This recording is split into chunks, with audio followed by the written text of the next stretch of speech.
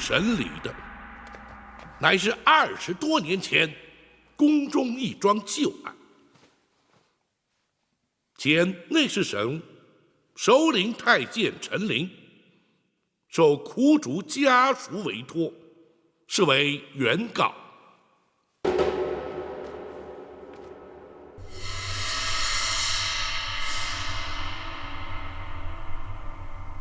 后宫太监总管郭槐列为被告。包大人，咱家是前来应讯作证的，这如今却怎么成了被告？苦主寇珠当年身亡之时，任金华宫承御之职。当时你乃是金华宫总管，自当列为被告。包大人，原告未必有理，被告未必有罪，你又何必担心？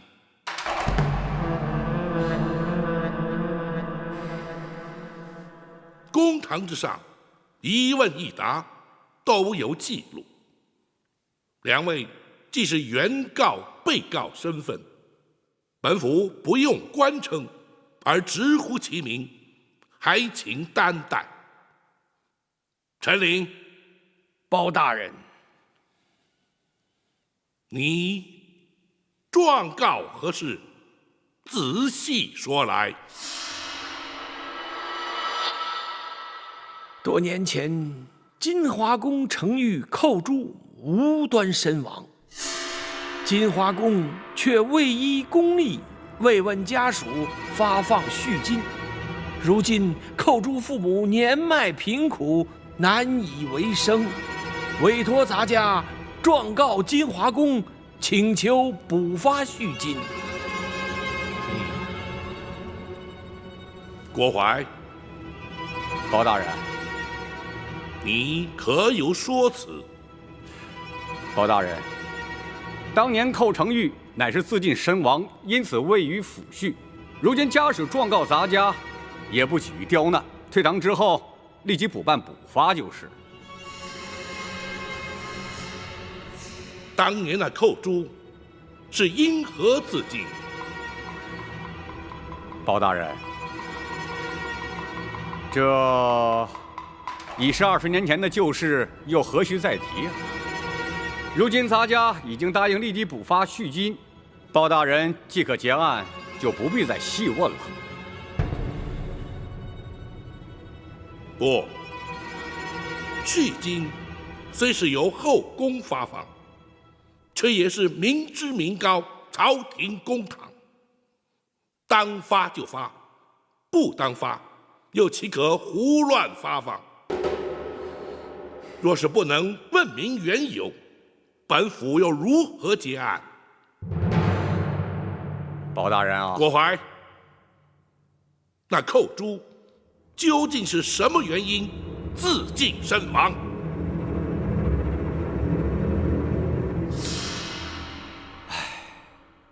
包大人啊，这些陈年旧事，咱家本不想再重提。既然包大人执意要问，咱家也就只好实话实说了。当年寇珠不耐宫中寂寞，思念家人，竟然逃出宫去，却被抓了回来。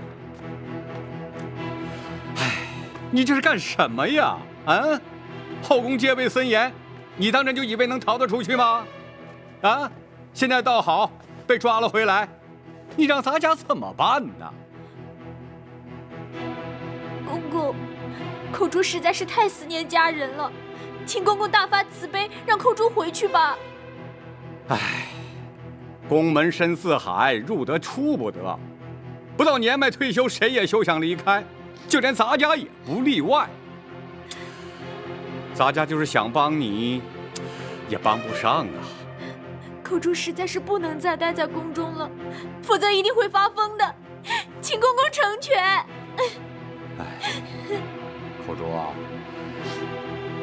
咱家实在是爱莫能助啊，你就尽量忍耐些吧。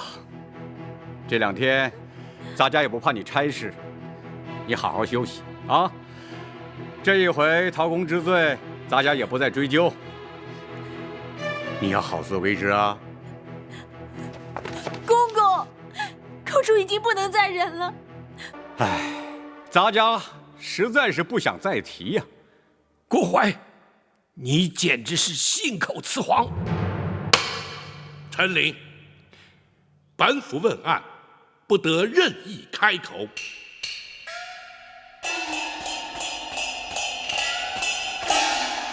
郭槐，倘若你所言属实，为何本府派人遍查当年进宫门卫日志，却并无寇诛、潜逃出宫、被捕纠办的记载？包大人查了门卫日志，本府审案之前当然要查。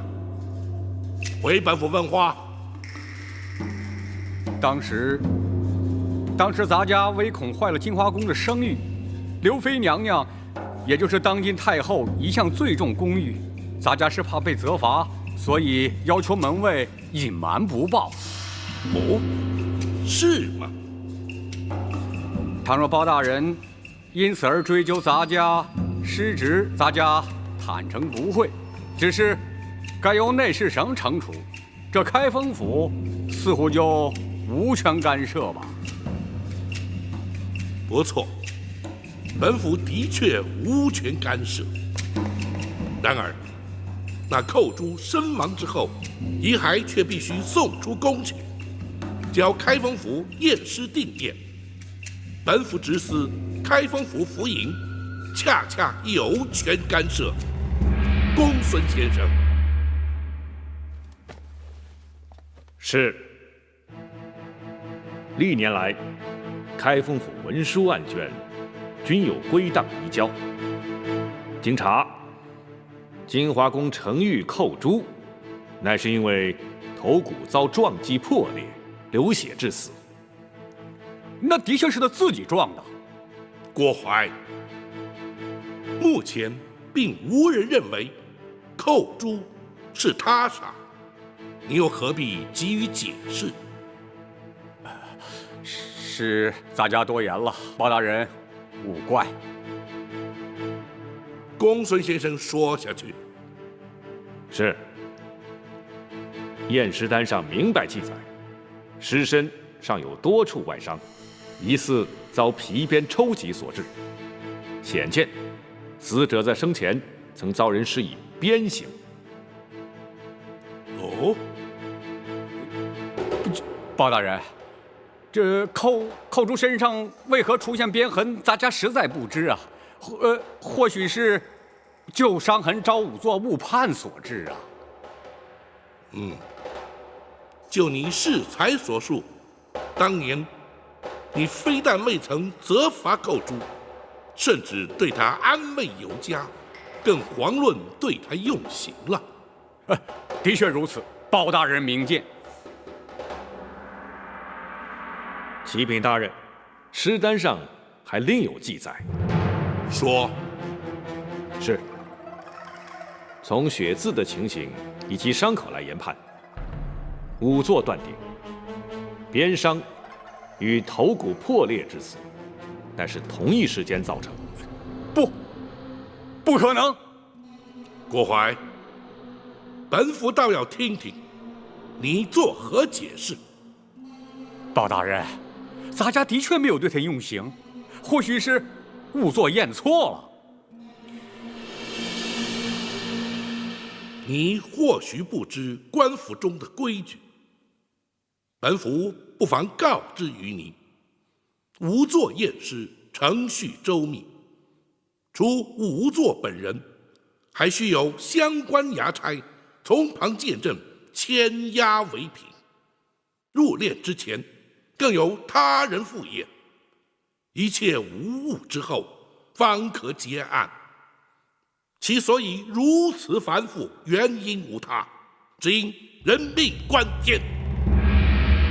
你说仵作验错，本府却可断言，在经济重镇的开封府，几乎全无可能。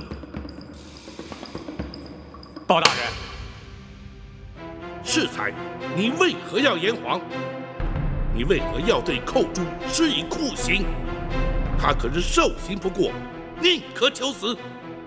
你又为何要以酷刑将他逼死？凡此种种，原因究竟何在？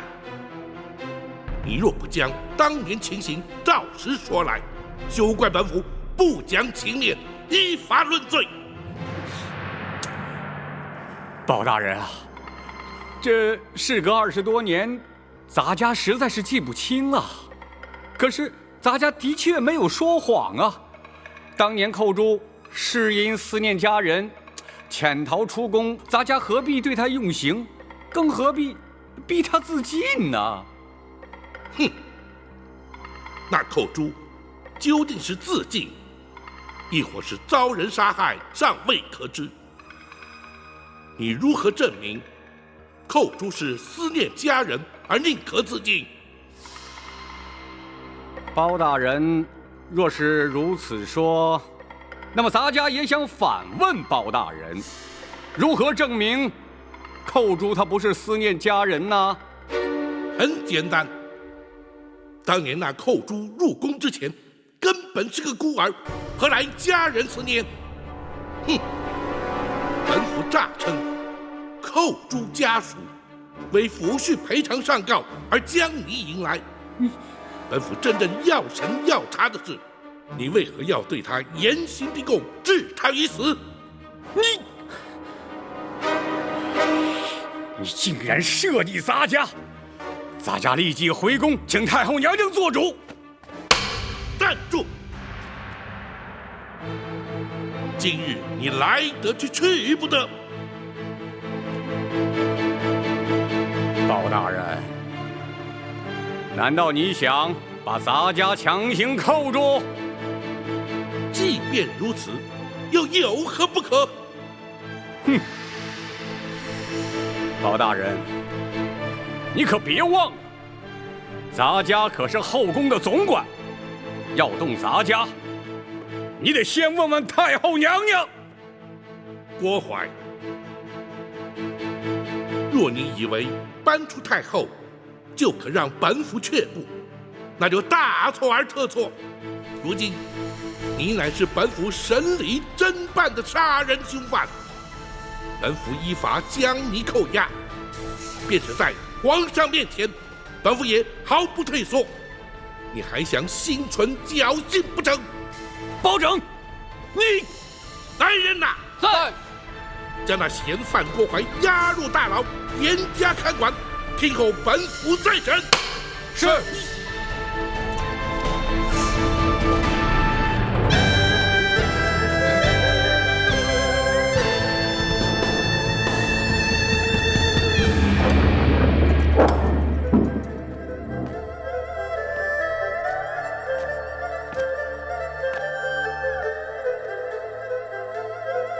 郭槐郭总管应包大人之邀，留在府衙继续聆讯。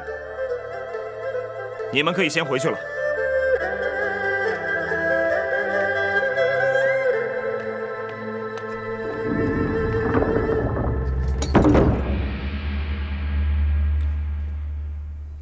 包大人，为何不继续审下去啊？郭槐在应答之间，显然是有备而来。关于寇珠自尽身亡一事，更是早已设下说辞，可见此人刁钻沉稳，兼而有之。若是逼问狸猫换太子一案，必定无功而返。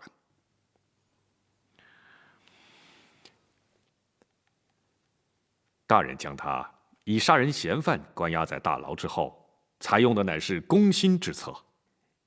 一旦他身陷困境，或有可能慌乱失措，从而突破其心防，促其认罪。哦，此举能有效吗？当然有，然而却要请陈公公辛苦一趟。包大人要咱家做什么？本府要请陈公公去大牢探监。公公请。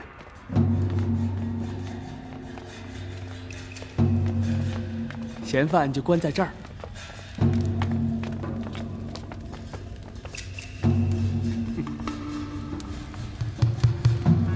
老头儿，你们先出去，让咱家和他单独谈谈。是。走吧。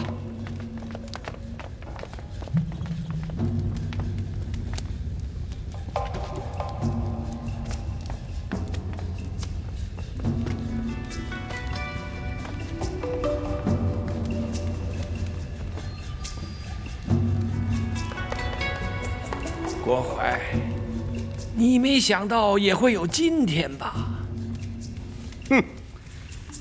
你不要得意得太早，迟早包拯他得放我出去，到时候你再看看，到那时是谁在得意。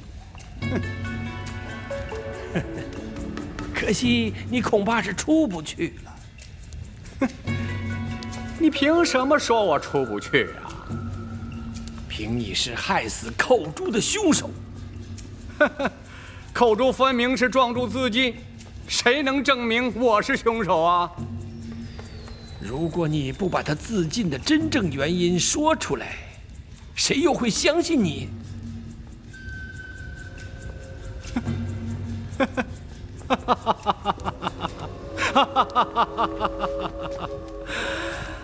呀，陈琳呐，陈琳，我看你是白费心机了。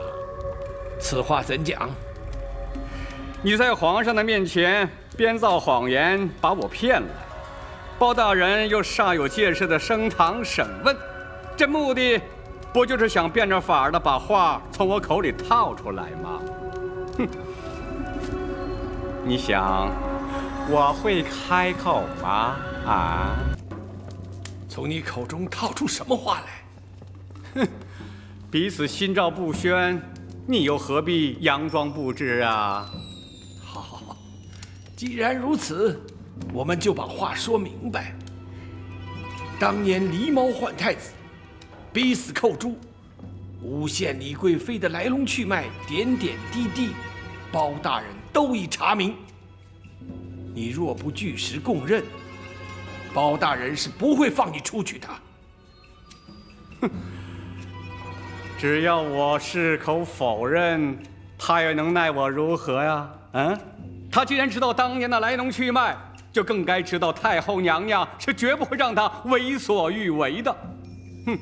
一旦太后插手，向他要人，他敢不给吗？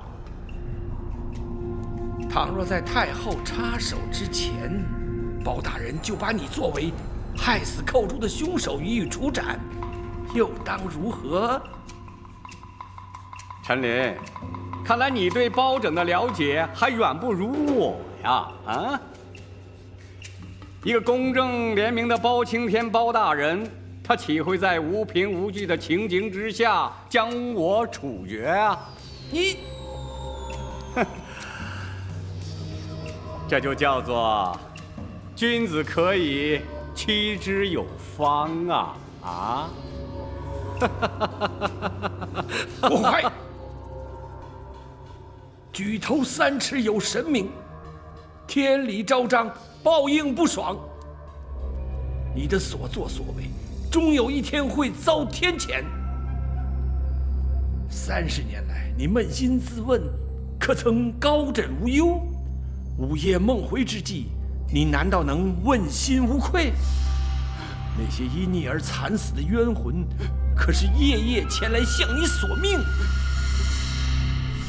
引火自焚的那个冷宫总管秦凤，为李娘娘替死瞒过你验尸的于忠，还有那忠肝义胆舍身全意的寇珠，无时无刻不在你脑海中出现。纵使你躲过杨氏的惩治，却难逃阴间的制裁。不会的，不会的！寇珠、秦凤，还有那个什么于忠，都不是我杀的。他们不会来找我索命的。可是他们都是因你而死。或许如你所说，包大人不会将你处死，但是却会将你关押在此，直到你认罪。或许在这暗无天日的牢房里，那些冤魂就会来找你索命。哼，保证他关不了多久。只要入夜之后我还没有回宫，太后娘娘就会降旨要人的。那就要看你的造化了。你回来，回来！你给我回来！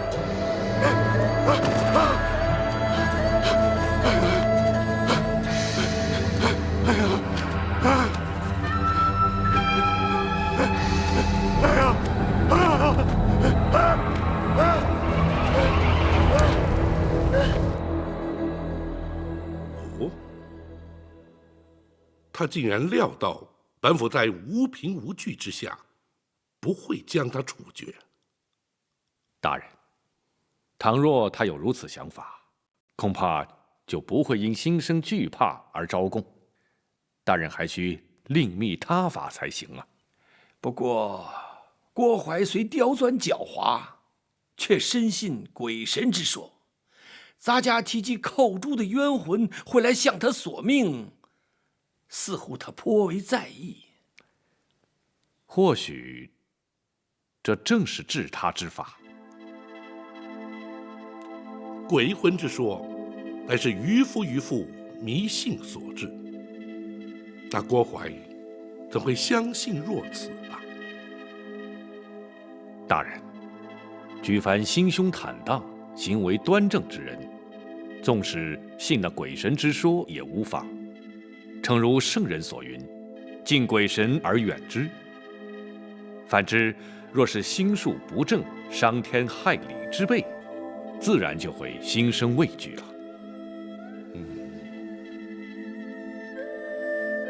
包大人，郭槐所言，他入夜未返，刘太后便会降旨要人，这不得不防啊。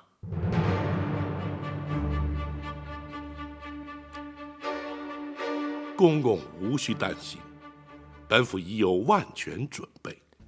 哦，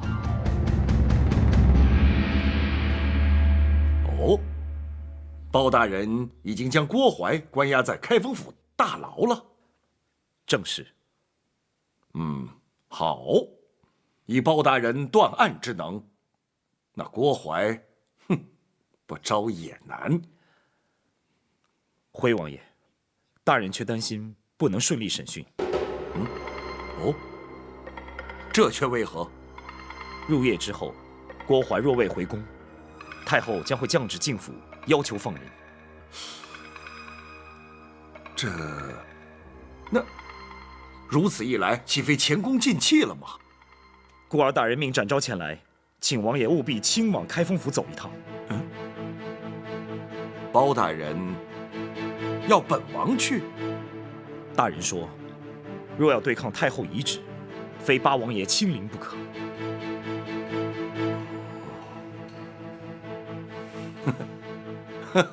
好，本王明白了。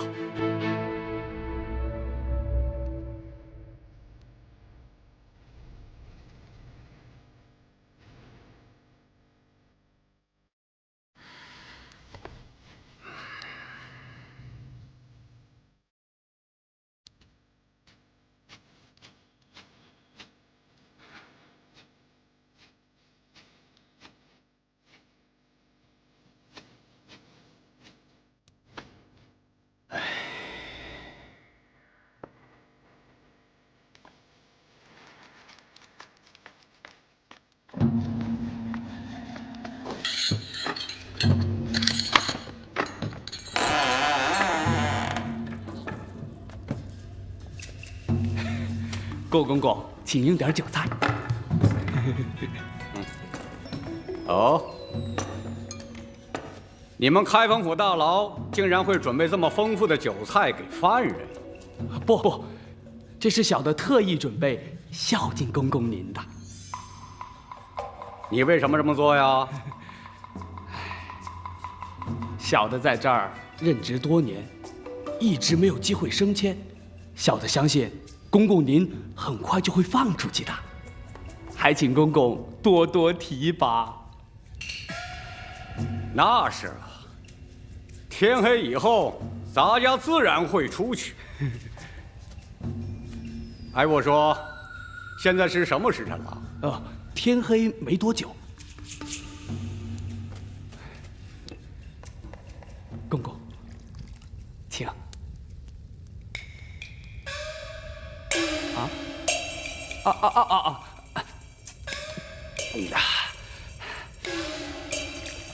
公公，这回可以放心喝了吧？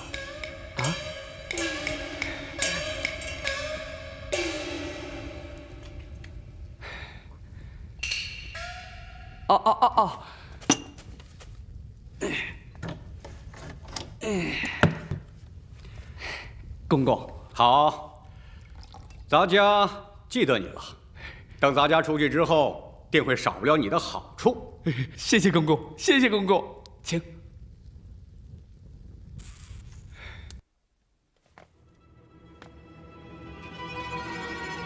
娘娘，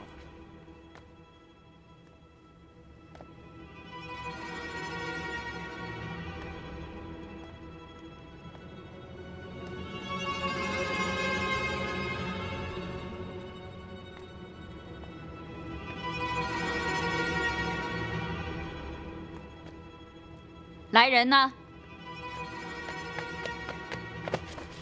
娘娘，起来吧。是。郭总管回宫了吗？回娘娘，还没有。随行的卫士可有人回来？都回来了，说是包大人还要留着郭总管在那儿继续审讯。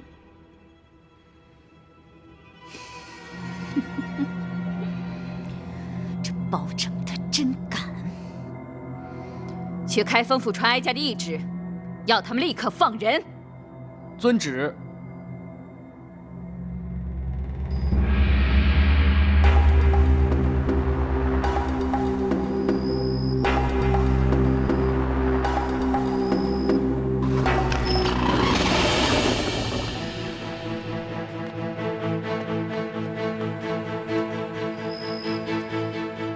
你是来要人的？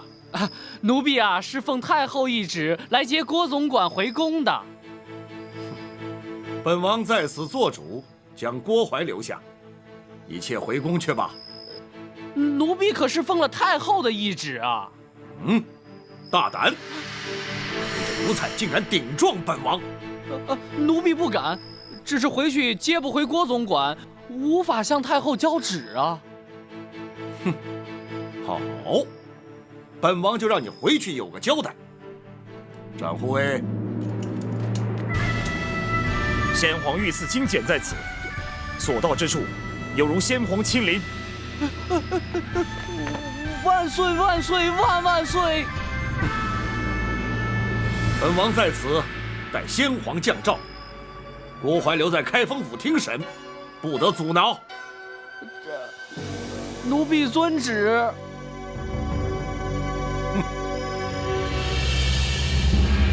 若非王爷亲临，请出御赐金简，包拯只怕不得不将那郭槐释回。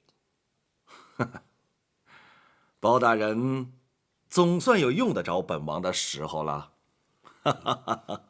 包拯不敢。刘太后必定不肯善罢甘休，甚至会惊动皇上。嗨，不妨事。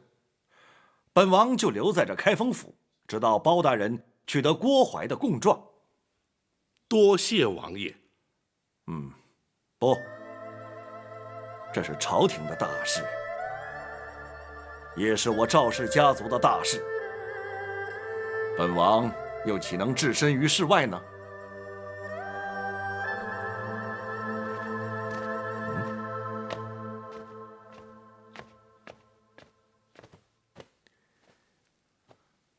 启禀大人，学生已经全部安排妥当了。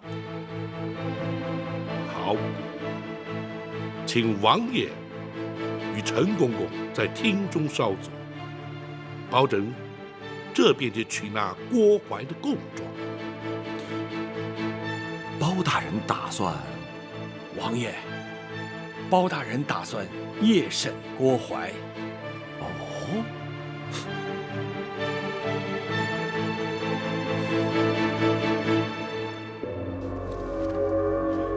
夜审？不错，立刻随我们去公堂。哼，包拯是怕太后娘娘派人把咱家接回去，所以才急着夜审。你别做梦了，后宫派来的人已经被请回去了，你没指望了。那为什么要夜审啊？难道郭公公就没有听说过吗？包大人日审阳，夜断阴。哼，那是市井传说，难道他真的能通鬼神啊？哼，那当然，我在开封府可见过多少次了。废话少说，快走吧。快走！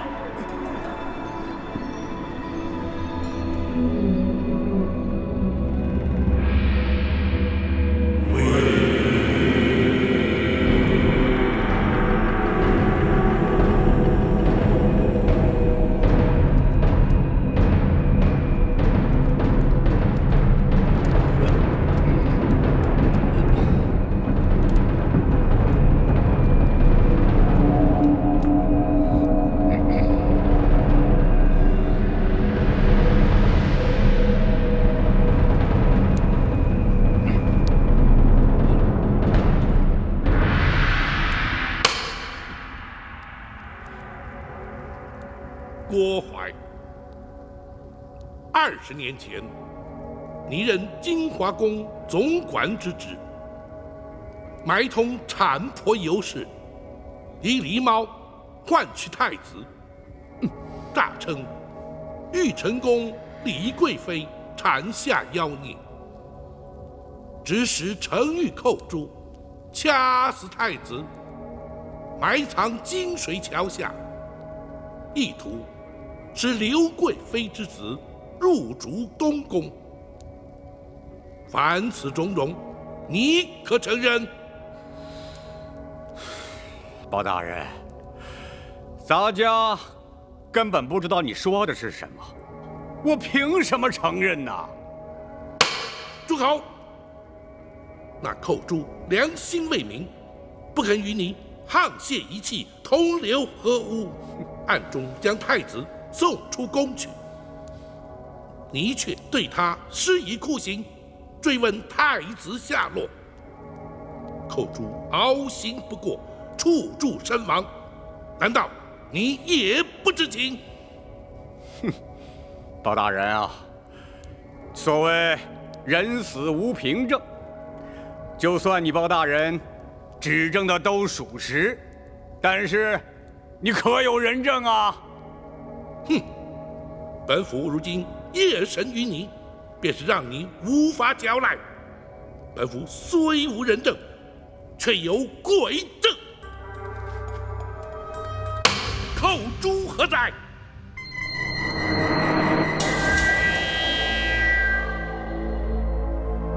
冤魂寇诛，叩见包大人。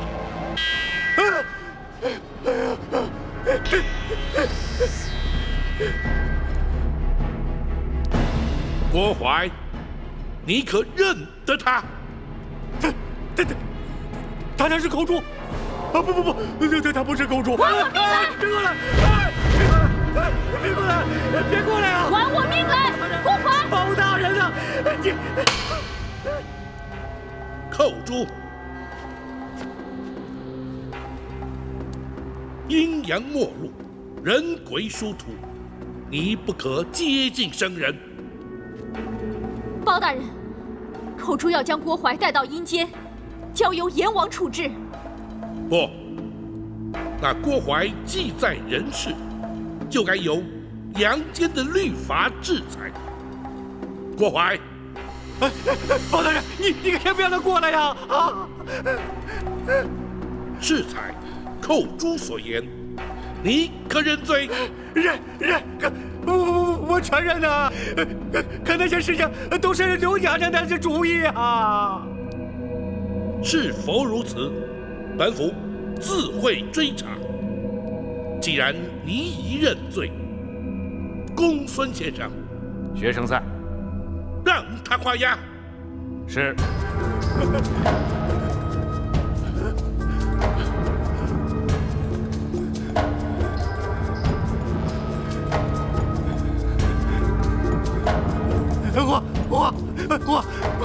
我画呀！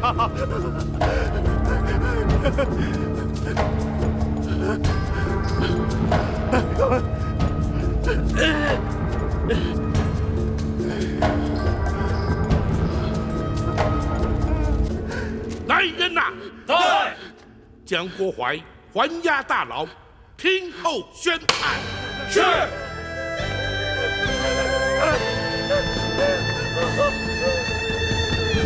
包大人果然高明，郭淮如此狡诈，还是难逃法网，签下了供状。惭愧，包拯向来不信鬼神之说，如今却要假借鬼神之名，让那郭淮认罪伏法。那是郭淮咎由自取，若不是他多行不义，又怎么会疑心生暗鬼呢？陈公公所言极是，倘若他光明磊落，毫不心虚，便是扣诸鬼魂，当真出现，也全然无惧，又岂在乎装神弄鬼呀？那名假扮寇珠的女子，她来自何处？又怎会让郭淮如此深信不疑呢？那全仗着公孙先生巧妙安排。回王爷，学生是由京城幽人戏子中挑选一名颜貌体态与寇珠较为相似之女子，再根据当年仵作验尸单所描述的，为她稍作易容装扮，并以假血涂面。那又怎么能让那郭淮认不出来呢？学生事先安排，命牢头送酒菜给郭淮。大人夜审之时，郭淮已有5分酒意。同时，学生并令牢头宣称，大人有日审阳、夜断阴之能。再加上公堂之上昏暗不明，那郭淮心中忐忑之际，自是无法辨认。话虽如此，一旦言语交锋，旧事重提，那女子又如何应付？王爷，那就非奴婢不可了。哦，你也参与其中？奴婢将当年寇珠所言一一转述给那女子，并提示寇珠的言谈举止，让那女子学习。郭淮又岂能分辨呢？若不如此，郭淮不会轻易落入圈套。他万万没有想到，寇珠在受刑自尽之前，会与陈公公通过信息。如今有了郭淮的供证，咱们就立刻进宫面圣吧。王爷不急着进宫，倘若包拯所料不差，皇上应该很快就会主动宣召。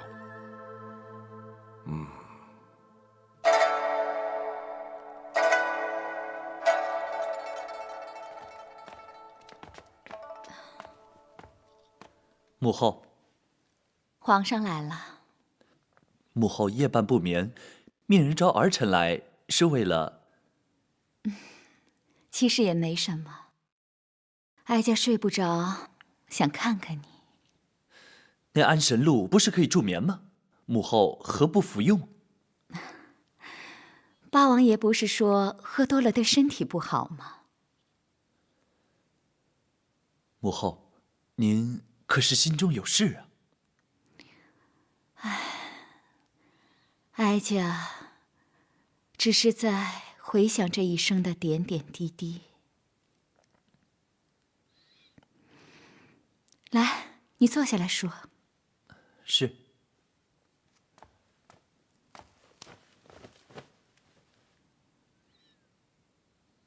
哀家14岁，以才女之名被选进宫来，和后宫所有被选来的女子一样，过着宫墙内与世隔绝的日子。直到被先皇宠幸，身为贵妃，才见到了天日。后宫佳丽3000，其实却耽误了多少女子的青春啊！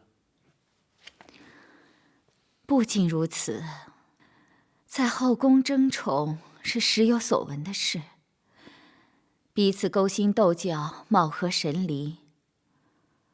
只有一个人和哀家情同姐妹，相互扶持，可是他却被打入了冷宫。母后说的，可是那位葬身火窟的李贵妃？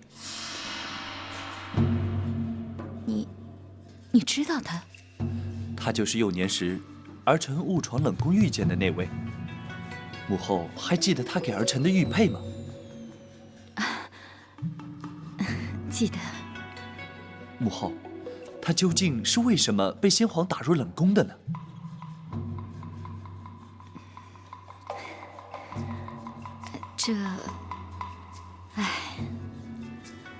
在后宫，一旦失宠，可以有千百种的理由。母后说的不错，所以儿臣才要郭槐废除冷宫，重修宫院。无论如何，母后要比他幸运的多了。不错，陈皇后去世之后，母以子贵，哀家被先皇立为皇后。可是太子却在6岁那年不幸染病身亡。母后不要难过，母后虽经丧子之痛，可是还有儿臣孝敬。如今贵为大宋朝的皇太后，那些不愉快的日子是不会再来了。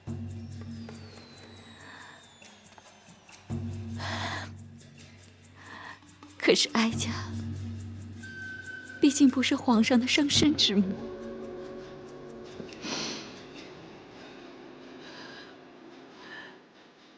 哀家最担心的是，倘若有一天，哀家与嫡娘娘之间有了无法化解的冲突，皇上会如何？母后，那是不可能的。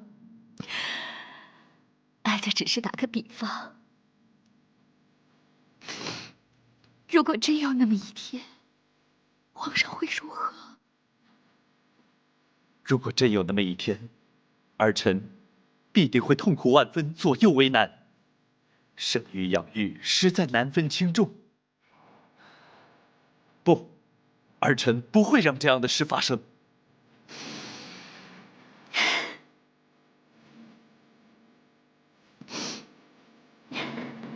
有皇上这句话，哀家心里也就舒坦多了，至少不会一个人在这儿胡思乱想。郭槐为什么不在宫中伺候母后？不提也罢。怎么？他还在开封府接受包大人的审讯呢。哦，包拯怎么会留他到半夜？可曾派人去询问？没有用的，连哀家下旨要开封府放人，都被打了回来。什么？包拯竟敢抗旨？倒不是包大人抗旨，而是八王爷。父王？父王去开封府干嘛？八王爷不但在开封府，而且以先皇御赐金剑挡回了哀家的旨意。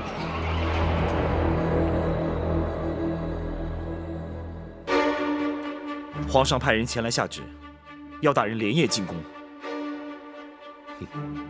果不其然。展护卫，皇上只宣包大人一人进宫。回王爷，正是。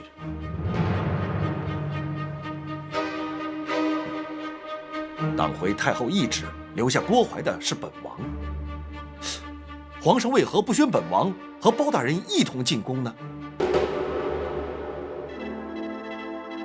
想必是皇上不便与王爷父子相争，召包拯进宫，皇上才好问明实情。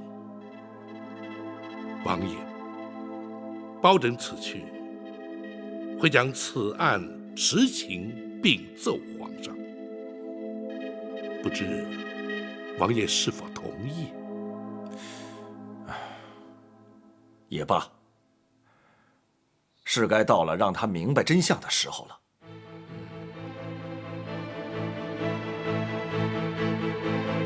好吧，本王立刻回府，若有需要，本王立刻进宫。多谢王爷。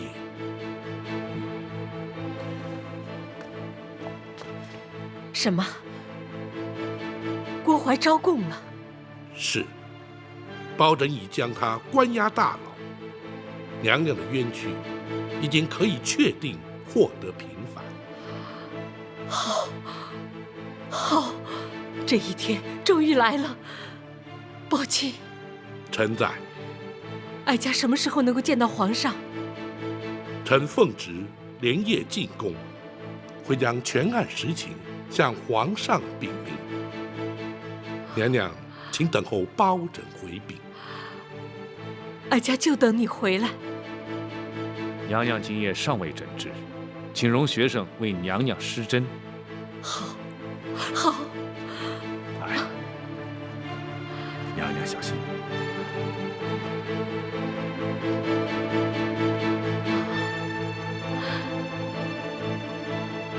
哀家真希望眼睛能够立刻复明，亲眼看见皇上。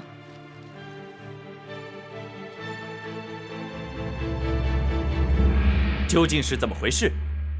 郭槐去开封府只是作证，你为何不让他回宫？回皇上，郭槐设计一桩重大阴谋，犯下重大刑案，臣乃是依法关押。哼，岂有此理！无论他犯下何等重罪，太后遗旨既已下达开封府，你怎敢抗旨不遵，拒不放人？甚至还要父王请出先皇的御赐金简。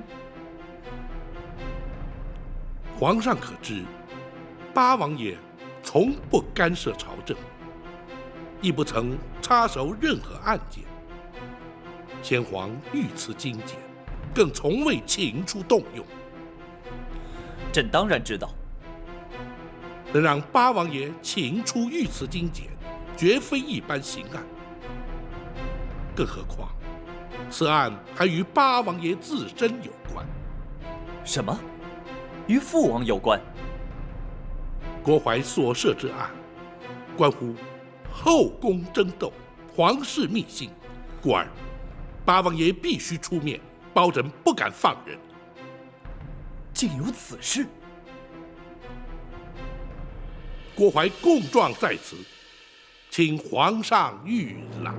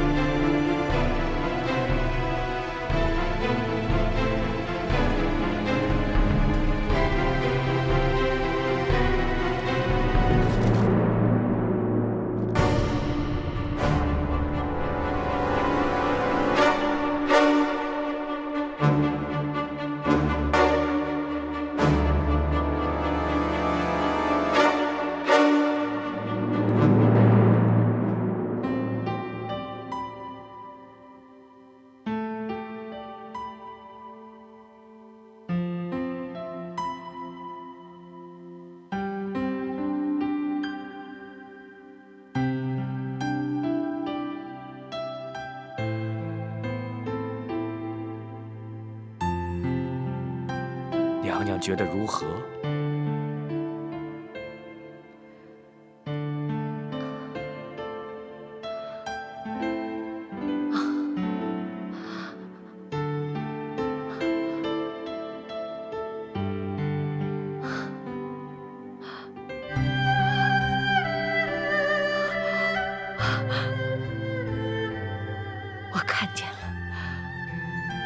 看见了。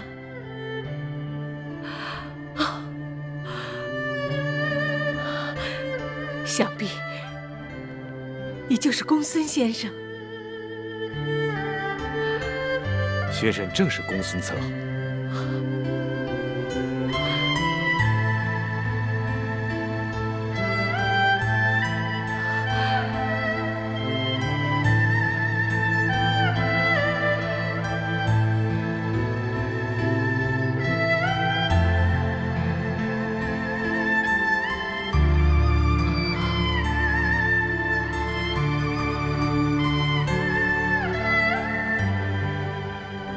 想必你就是展护卫。恭喜娘娘双目复明。公孙先生的医术，可真称得上是华佗在世啊！不敢当娘娘谬赞。娘娘双目出狱，还请尽早安歇吧。不，哀家要等包大人回来。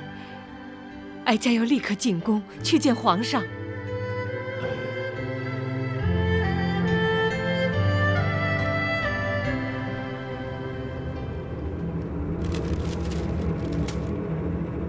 包拯，这供状之上所言可是真的？回皇上，千真万确。那郭淮所作所为，正与太后有关。臣敢请皇上屏退左右。你们都退下。遵旨。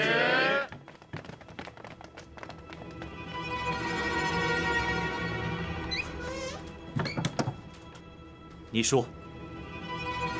回皇上，当年狸猫换太子一案，太后便是主谋。放肆！你竟敢在朕面前污蔑太后！臣据实禀奏，绝无半句虚假。当年太后与李贵妃同怀龙种，先皇许诺，生下太子便册立为皇后，为图大位，太后方才出此下策。否则，那郭淮不过是一名太监阉人，又怎敢犯下如此大逆不道、惊天动地之案？那金华宫程昱寇诛，因此状注自尽了。正是。郭淮当堂画押，坦诚罪状，此案已成定案。然而，在这供状之中，并未提及寇诛他舍命救出的婴儿，下落何方啊？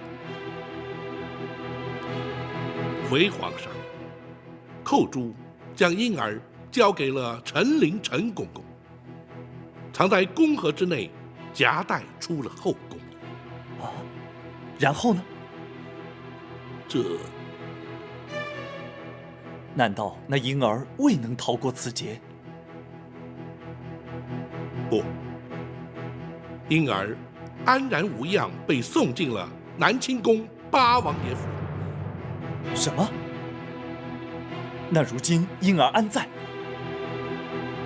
八王爷以皇子之名，将婴儿留在王府之内抚养。且慢，算起来那婴儿与朕同庚，朕只有长兄，并无幼弟，何来以皇子之名留在府中抚养之说？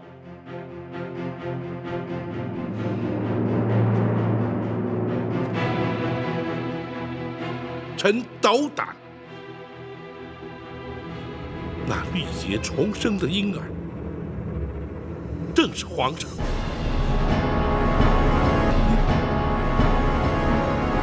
你说什么？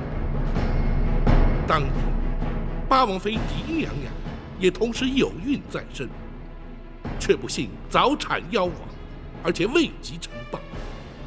八王爷深知此案兹事体大，为掩人耳目，才假称皇上是狄娘娘所生。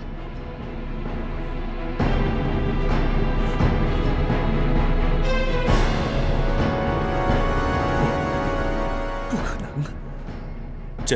分明是父王亲自选入宫中列为太子的。包拯，此事非同小可，你不可胡言乱语。臣绝不敢胡言。八王爷如今正在王府之中静候，皇上可宣召王爷进宫，当面询问。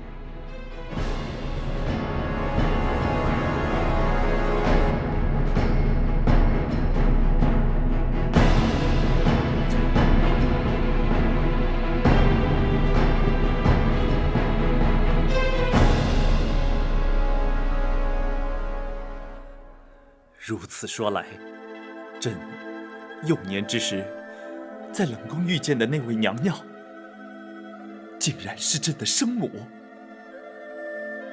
正是玉成宫李贵妃。她是在冷宫失火之时葬身火窟的。不，是先皇下旨赐死。她已被打入冷宫，为何还要将她赐死？当年，娘娘与皇上巧遇之后，八王爷命陈琳将皇上身世告知娘娘。自此，娘娘夜夜焚香，为皇上祈福。谁知，却被郭槐得知，而刘太后更借此向先皇诬告。诬告什么？诬告李贵妃以邪术诅咒先皇，先皇大为震怒，于是下旨赐死。啊，你是说她是因太后而死？皇上，刘娘娘是为了斩草除根，永绝后患。然而，吉人自有天相，李娘娘必死，而却未死。此话怎讲？陈琳奉旨赐死，不忍执行，太监于忠舍命泉中自请替死。冷宫总管秦凤自焚灭迹，瞒过郭槐，娘娘方得死里逃生，远离京城。她如今人在何处？皇上可还记得包拯那位失散多年的远房表亲？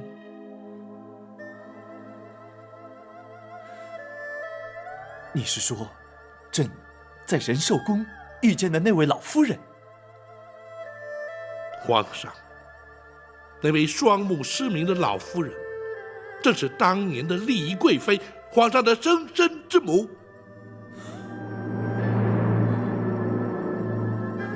那失明双目，就是因为思念皇上，终日以泪洗面，而活活哭下。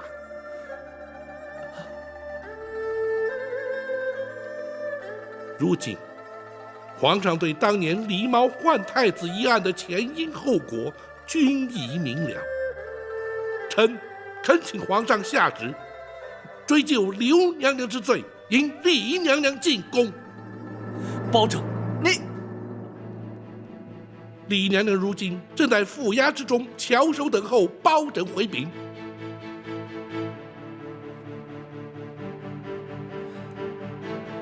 你让朕再想一想。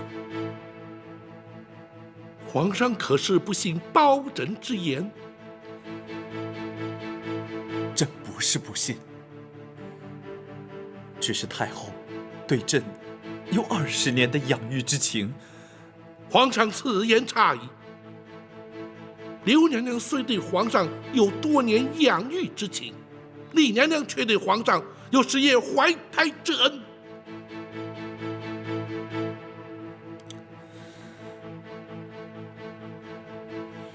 包拯，郭槐所犯罪行，你尽可依法惩处。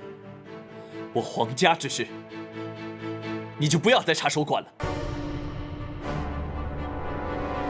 皇上念养母之恩情，而置生母于不顾，传之天下，岂不让黎民百姓斥为不孝？包拯忝为人臣，又岂能不闻不问？住口！包拯，你不过是小小的开封府尹，是谁给你如此大的权限？朕不让你管，你就不准再管。来人呐！在。将包拯轰出宫去。遵旨。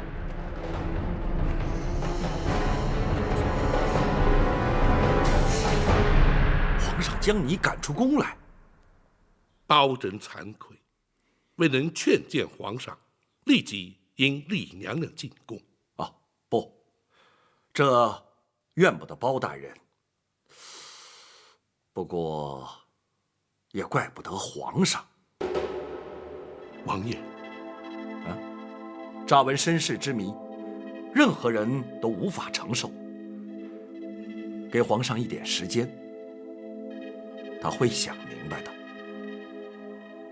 倘若皇上所想不如王爷预期，又当如何？届时，本王自会出面。如今却难在如何面对李娘娘了。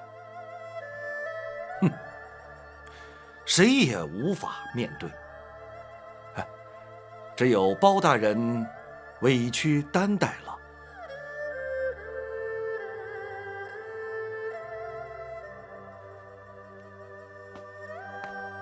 大人已将全案禀奏皇上了。郭槐可由本府依法处断。那太后和李娘娘呢？詹护卫在。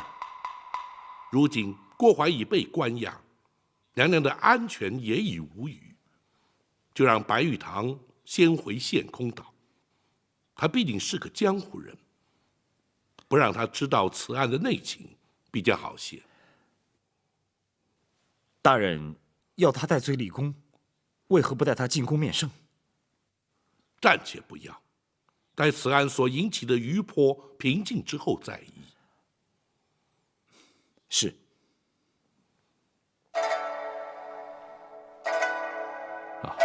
大人，皇上对此案可是另有看法？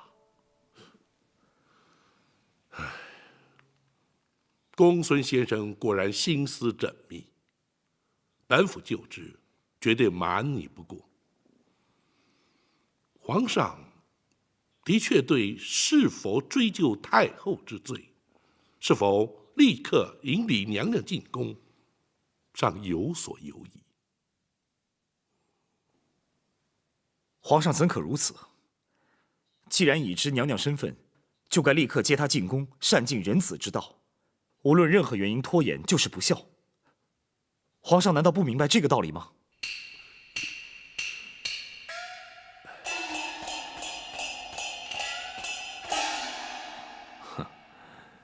或许对皇上而言，生育养育同等重要，而难以取舍。既是皇家恩怨，外人也就难以智慧。公孙先生，请恕展昭不能苟同。仁子孝亲，天经地义。无论是皇上或是平民百姓，岂能有所不同？倘若身为皇上便能不遵孝道，又将如何教化万民？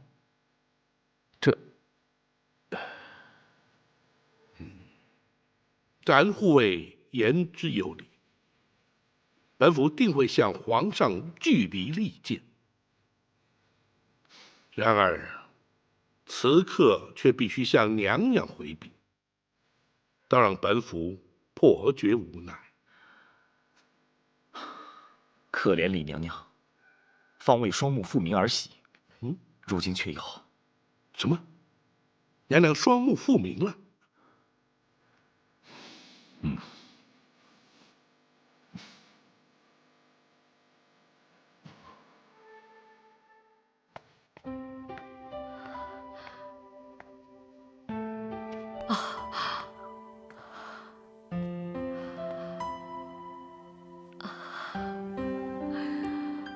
宝琴的形象面貌与哀家心中想象的很是接近。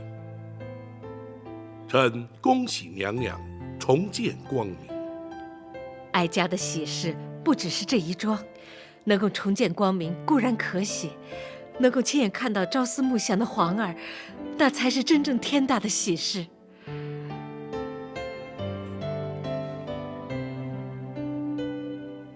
宝琴，臣在。哀家何时能够见到皇儿？这夜色已深，皇上出宫恐怕多有不便。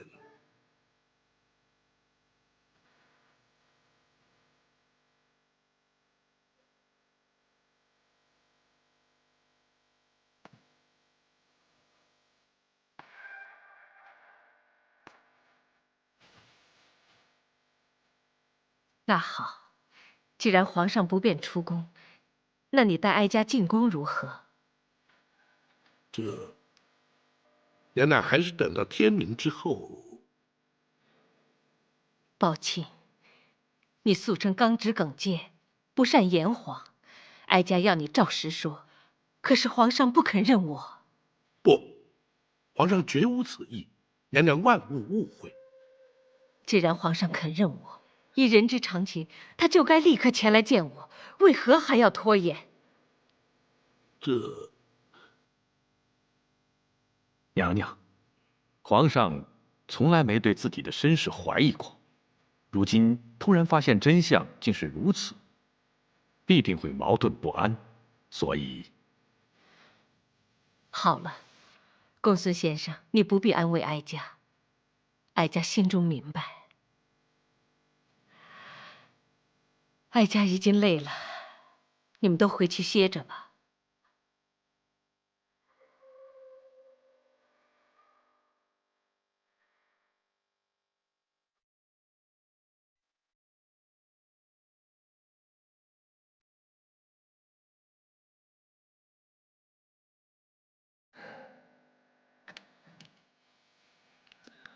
我以后真的要当皇帝吗？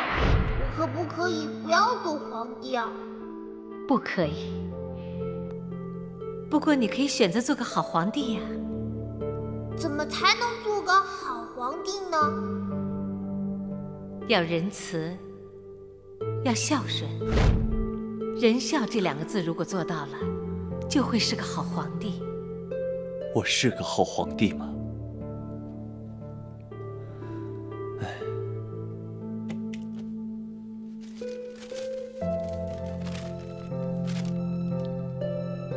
如果真有那么一天，皇上会如何？如果真有那么一天，儿臣必定会痛苦万分，左右为难，生育养育实在难分轻重。不，儿臣不会让这样的事情发生的。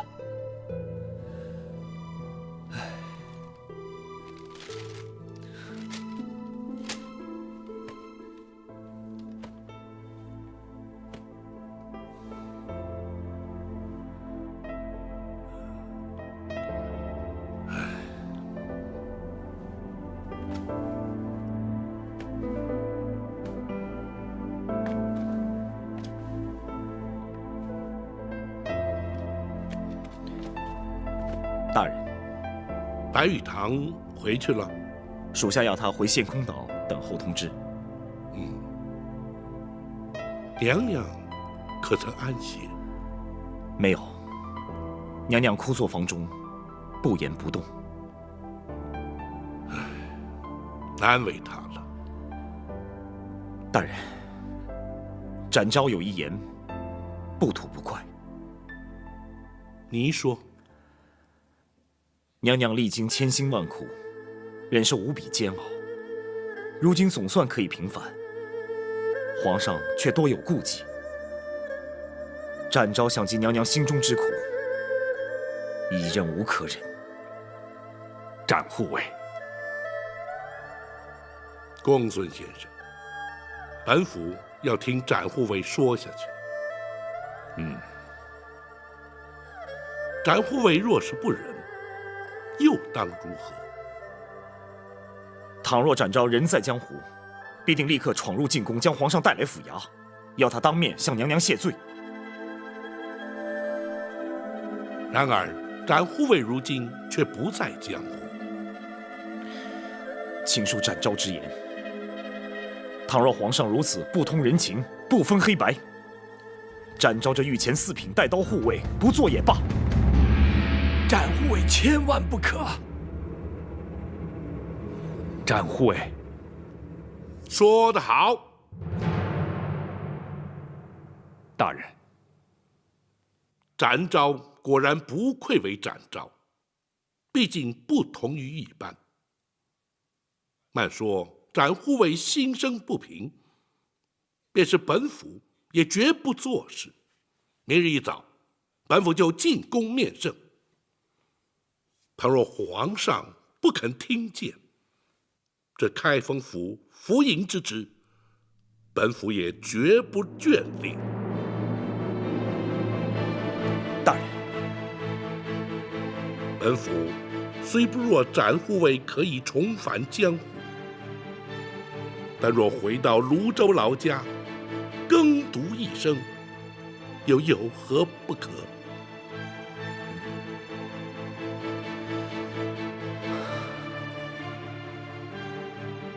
大人，兹事体大，还请大人三思。公孙先生，我辈读书之人，入世所谓何来？若不能分清黑白，据理力争，又如何整生民于水火，解百姓于倒悬？今日不能为娘娘平反，明日又如何为百姓洗冤？与其贪高官厚禄，而唯唯诺诺，尸位素餐，不宁求公理正义，而轰轰烈烈侵蚀流民。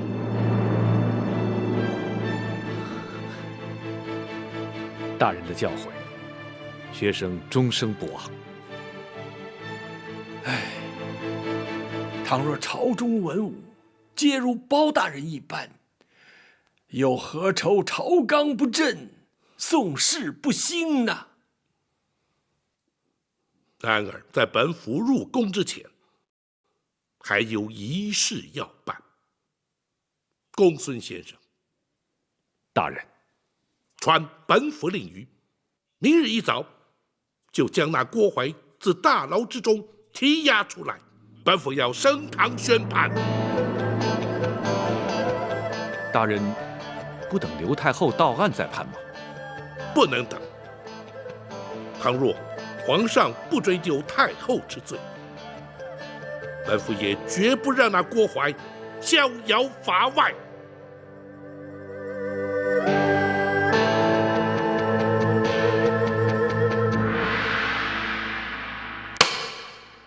堂下听判。郭槐，你身为内侍，就该安分守己，你却为了迎合祖上，挑起后宫争斗，勾结产婆尤氏，犯下滔天大罪，逼死程昱后主，企图掩饰罪行。本府以大宋律例判你扎刀之刑。来人呐！在。糊涂他伺候。是。保着！洒家是后宫总管，你不去杀我！本府奉旨将你依法惩处，怎会无权？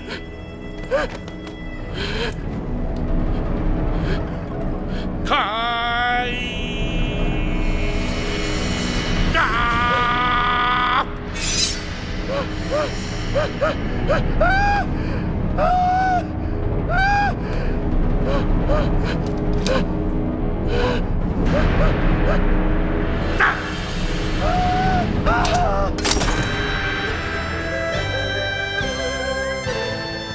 你扎了郭槐？回皇上，郭槐罪不可赦，臣是依法而行。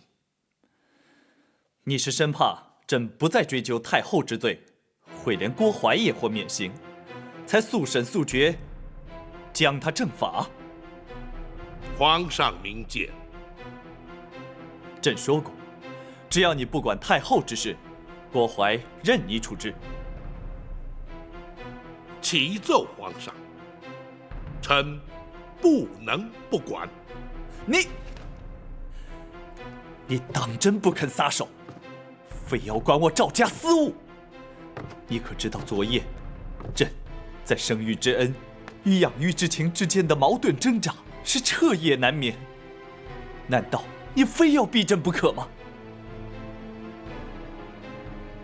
皇上，李毛换太子一案，绝不仅是赵家私务，而涉及皇室道统、大宋国祚。废刘太后而因李娘娘，也绝不仅是皇上私情，而关乎人心教化、社会伦常。皇上自诩以仁孝治国，若是己身不正，又将何以正人？包拯纵有天胆，也不敢逼迫皇上。然而，如今刘太后已是罪证确凿，皇上若是不下旨将她治罪，恐将难渡天下悠悠之口。包拯，难道你就不怕朕革了你的官职？皇上莫说要臣的顶上乌纱，便是要臣的项上人头，臣也绝不能让皇上背负着不孝的千古骂名。包拯，你……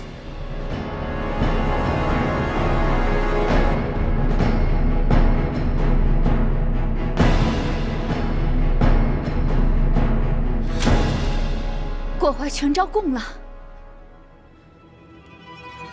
除此之外，朕也已知道，那位双目失明的老夫人，就是当年冷宫的李贵妃，也就是朕的生母。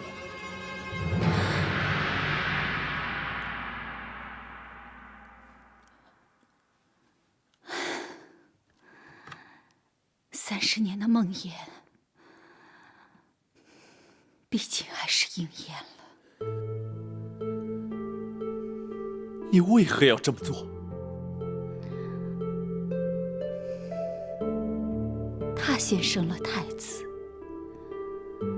先皇就立她为皇后，或许是为了争夺皇后之位，或许只是出于妒忌。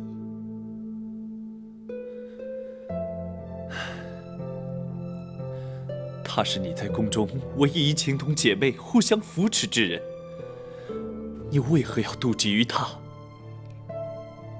勾心斗角、争权夺利，在后宫不足为奇。眼里看的是这些，学的也是这些。你是皇帝，永远也无法明白权势有多重要。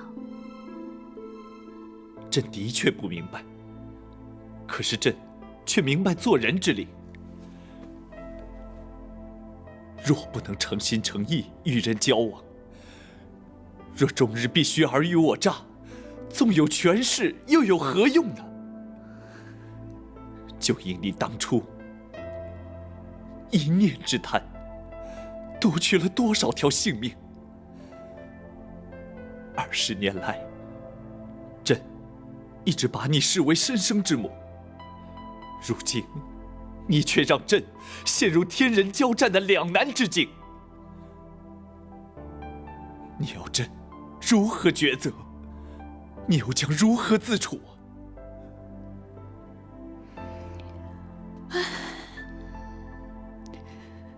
早知今日，何必当初呢？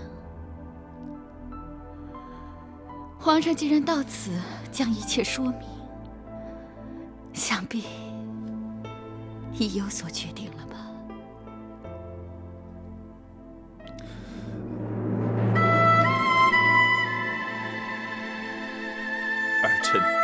叩谢母后20年的养育之恩。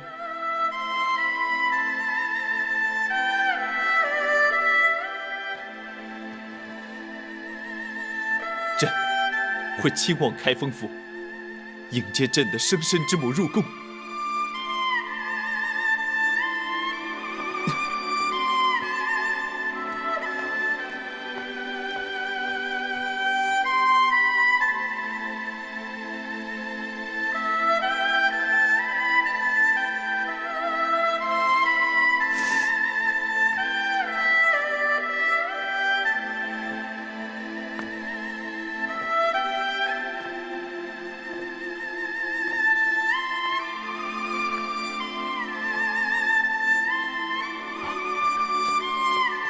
皇上，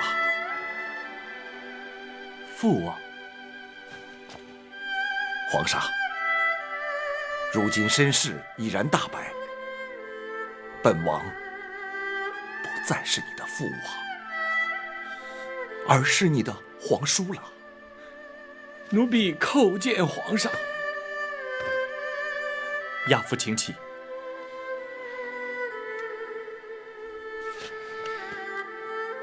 奴婢唯恐皇上不满包大人言辞顶撞而降罪，故而自作主张将王爷请来，还请皇上恕罪。包拯直言敢谏，朕并没有怪罪于他。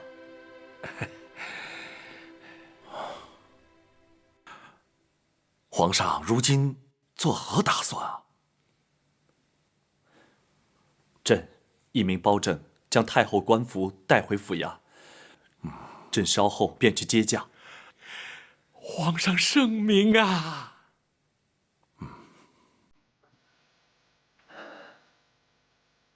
父王，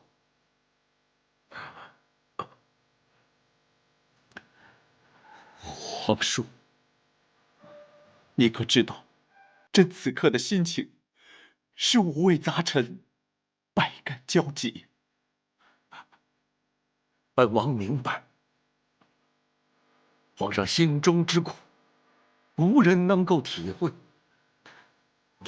然而，皇上，你必须要坚强啊！皇上，皇上，太后，太后，太后怎么样了？你快说呀！太后的悬梁自尽了。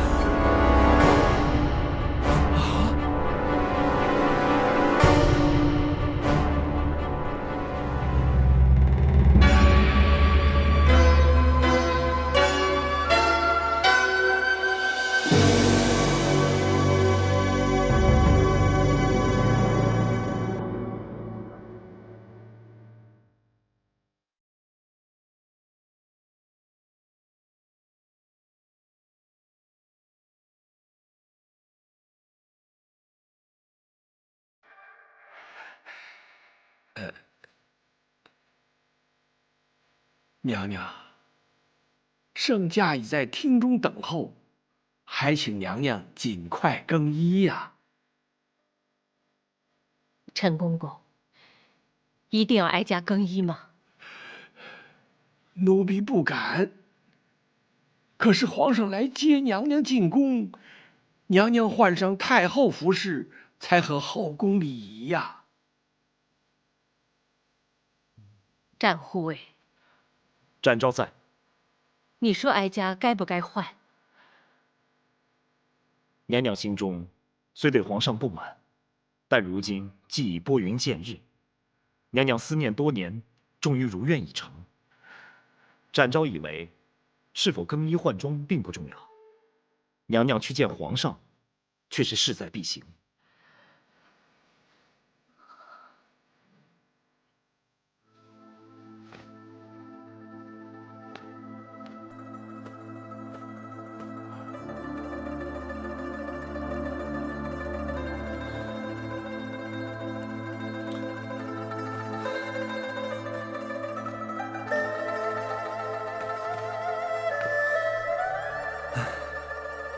朕焉知此时才来，太后必定心生不悦，还望皇叔、包卿替朕多美言几句。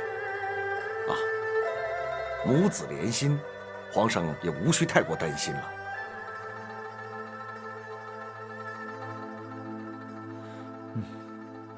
报请。皇上，秦恕包拯不敢过问皇家私务。你，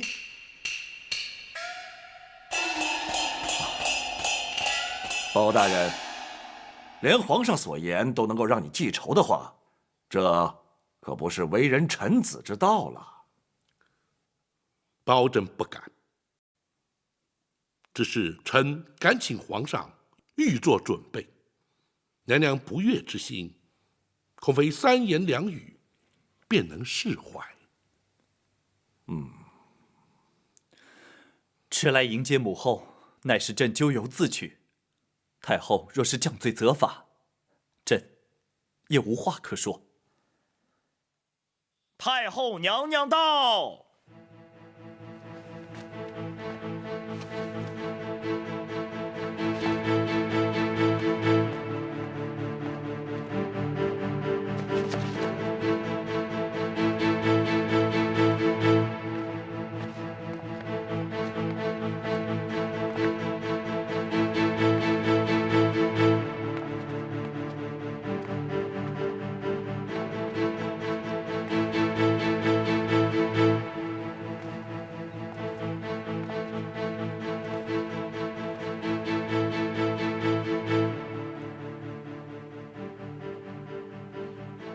陈琳，先扶娘娘坐下，有什么话慢慢说。是。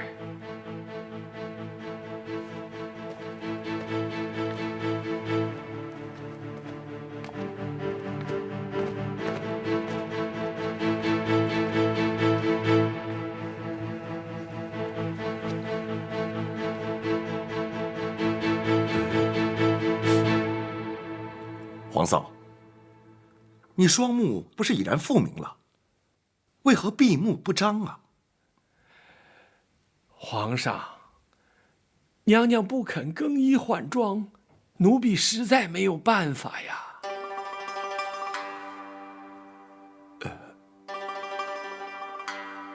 皇嫂，你有何不满，尽管直说，别让皇上尴尬，也免得让大家为难呐。八贤王，并非老身有意刁难。既然皇上不肯认我，我又何必看他？母后，且慢。如今已是我不认你了。在母子未相认之前，老身不以皇家自居，你也休要以母后相称。皇叔，皇嫂，皇上若是不肯认你，又怎会亲临开封府来接驾呢？您就看在本王的薄面上，原谅于他。毕竟，他是一国之君，当今的皇上啊。八贤王，恕老身直言，皇上又如何？皇上难道不是父母所生？我为他饱尝10月怀胎之苦，为他受尽牵肠挂肚之痛，为他遭人陷害，打入冷宫，为他先皇下旨，白绫赐死，为他流落街头，忍辱偷生，为他流干了眼泪，哭瞎了双眼。而他明知道我是他的亲生母亲，明知道我在府衙殷切期盼，他却不飞奔而来母子团圆，反而在那犹豫不决，左右为难。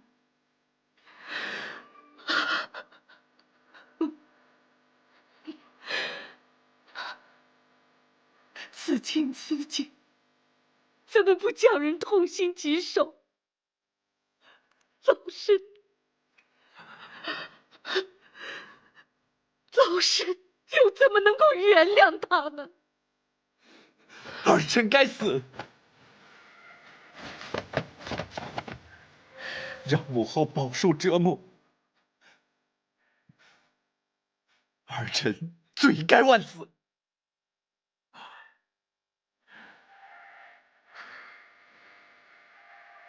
儿臣即便不能得到母后的宽恕，也请母后睁开眼睛，看看儿臣，看看儿臣和20年前在冷宫相遇时有何不同，看看儿臣与先皇有几分神似。母后。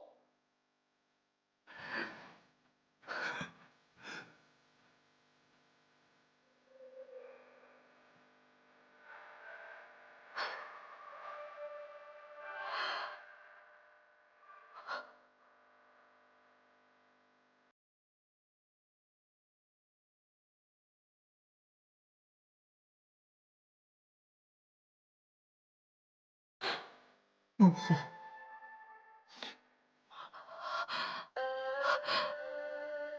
不，不，不能就这么简单。倘若就这么轻易的饶恕你，普天之下为人父母者，又怎么敢生儿育女？这人伦二字，岂非荡然无存？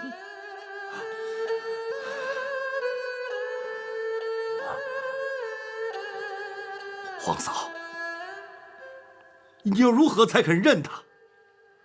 要如何责罚他？你才肯原谅他？儿臣愿意接受母后任何惩罚。在母子相认之前，老身只是一介平民。包大人，包拯在。倘若民间百姓犯了不孝之罪，该是如何惩罚？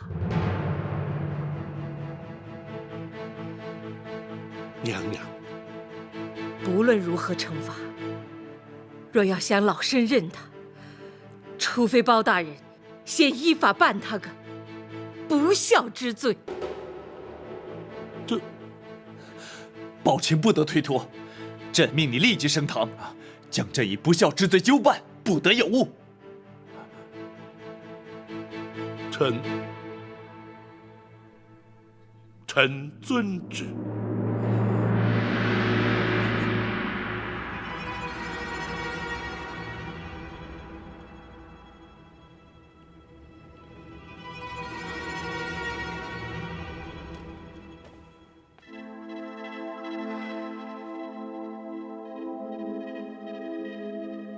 这的确是本府自入世以来从来没有遇见过的难题，也是自古以来从未出现过的情景。大人真的无法推辞吗？无法推辞。如今这控子不孝之案，本府已是奉旨升堂，不能不办。太后是原告，皇上是被告。大人这主审官，的确是前无古人，后无来者。展护卫似乎不以为怪，想必有所看法。属下不如大人有多年办案经验，也不如公孙先生熟知律法行文。然而却知太后娘娘心中所想。哦，本府愿闻其详。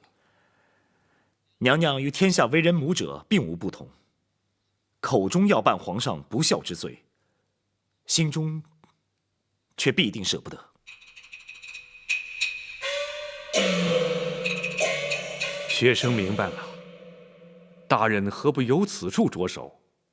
只要对皇上略有薄惩，那太后也就不会予以追究了。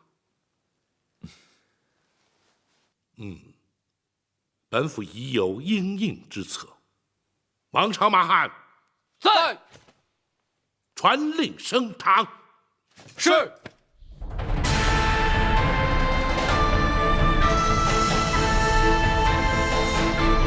开封府福营包拯，叩见皇上。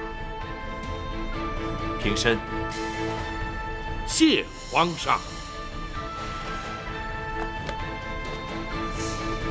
叩见娘娘、王爷。包大人请起。谢娘娘。来人呐！在。升堂。是。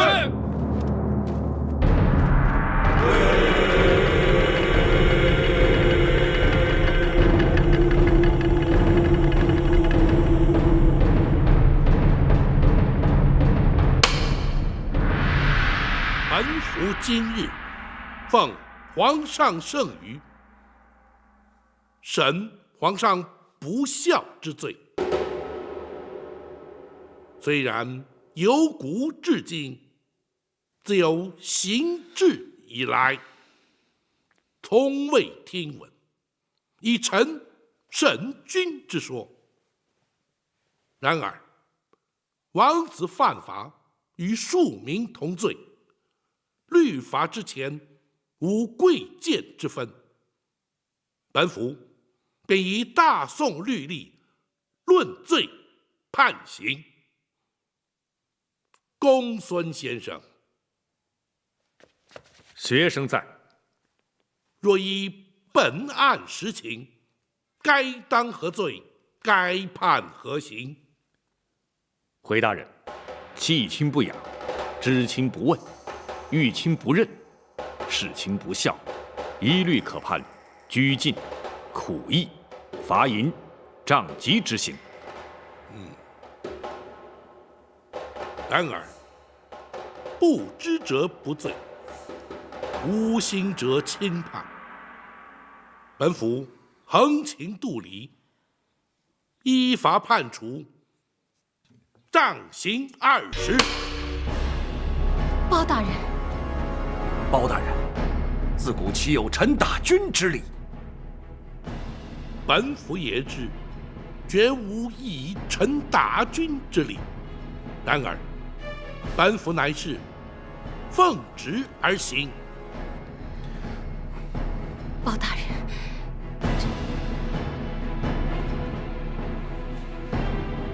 皇上，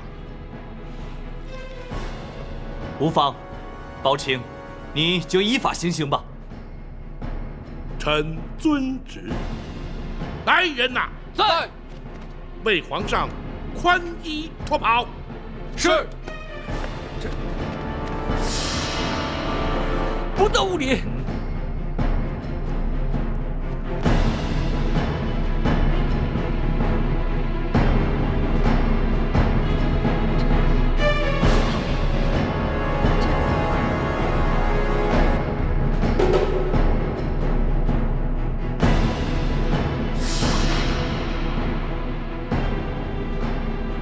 斩护卫。属下在。待本府行刑。遵命。自古以来，臣不打君，本府奉旨，不得不打。王朝马汉灯笼照虎。在。将龙袍押上堂来。是。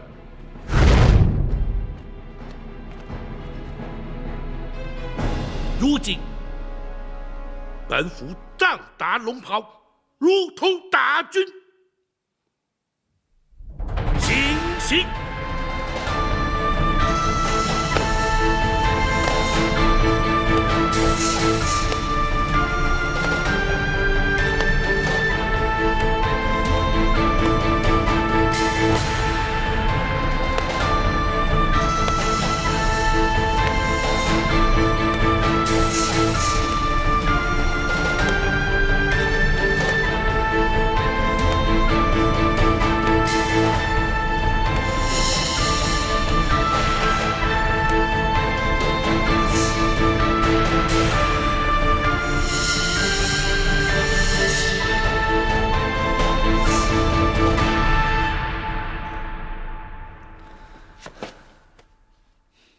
若非包清机智，恐怕朕要出尝这杖刑的滋味了。臣万万不敢。皇上，白玉堂入宫盗佩，只是一时冲动，如今他已经将功补过，还请皇上特赦免罚。那是当然，太后与亚父受他保护，足以将功折罪。谢皇上。如今幸得母后相认，其实真正该赎罪的，应该是朕。回宫之后，朕立刻下诏罪己，让天下臣民百姓以朕为戒，恪守孝道。好，皇上能以仁孝治国，是乃朝廷之幸，万民之福啊！还有那寇珠、秦凤和于忠，朕要为他们建碑立祠，以彰忠义之风。皇上圣明。